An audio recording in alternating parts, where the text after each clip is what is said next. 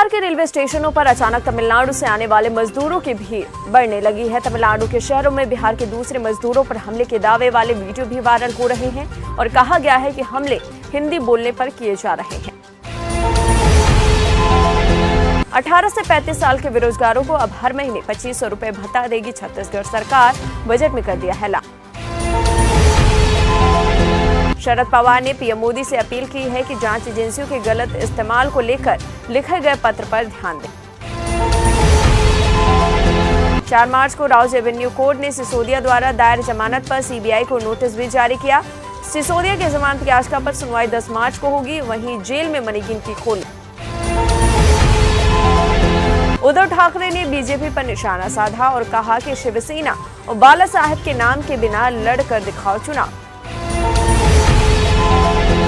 उद्धव ठाकरे ने एक बार फिर से बीजेपी पर नाम चुराने का आरोप लगाते हुए कहा कि उन्होंने सरदार पटेल, सुभाष चंद्र बोस और बाला साहेब ठाकरे के नाम चुरा लिए। राज्यसभा सदस्य कपिल सिब्बल ने देश में मौजूद अन्याय से लड़ने के लिए एक नए मंच की घोषणा की। उन्होंने कहा, मैं प्रधानमंत्री मोदी की आलोचना करने नहीं बैठा, मैं उनको सुधार दूंगा।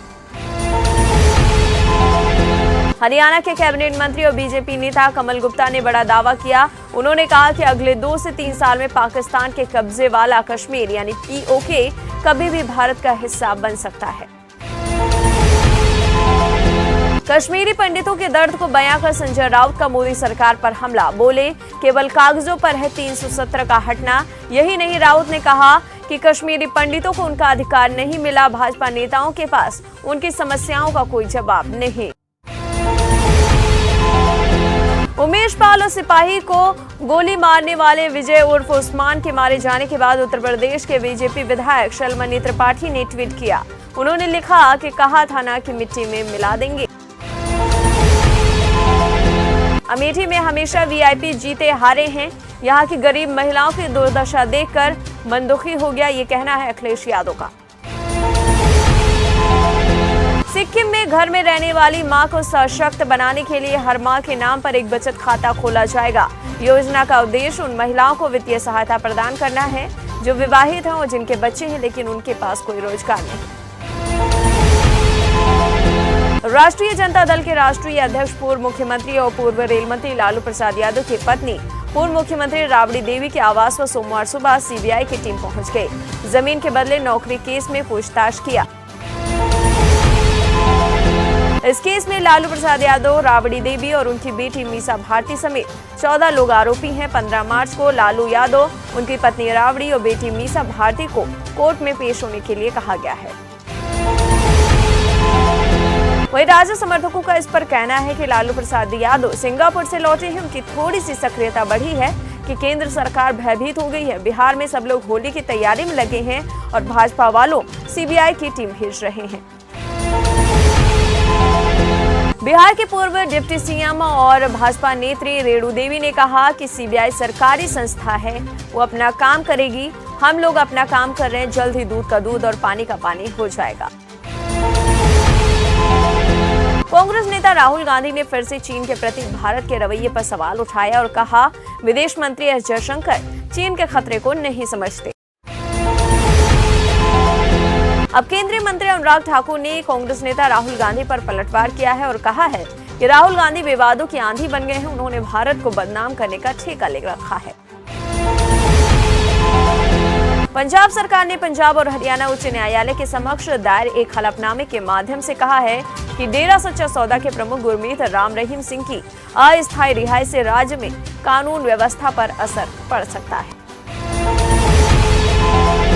प्रयागराज में हुए उमेश पाल और 2 यूपी के सिपाहियों की हत्या के मामले में पुलिस और एसटीएफ की टीम एक्शन में है। वहीं सोमवार की सुबह पुलिस और एसटीएफ ने प्रयागराज के एक कौंधियारा में हुई मुठभेड़ में बदमाश विजय उर्फ उस्मान चौधरी को भी ढेर कर दिया।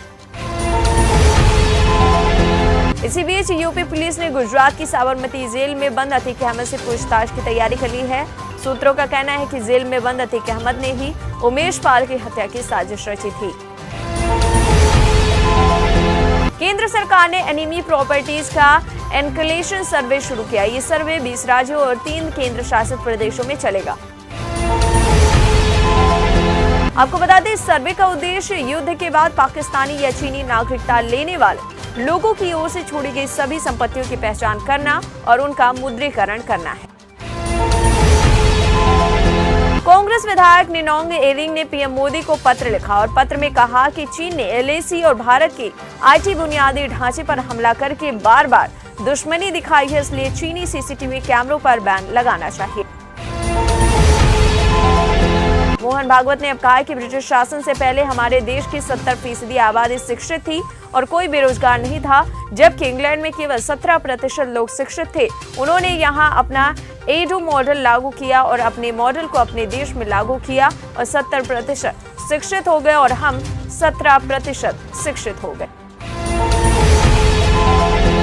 अखिल भारतीय प्रतिनिधि सभा की वार्षिक बैठक हरियाणा के पानीपत जिले में 12 से 14 मार्च को होगी। बैठक में संगठन की पिछले साल की गतिविधियों की समीक्षा की जाएगी और अगले साल के लिए रणनीति और कार्य योजना भी तैयार की जाएगी।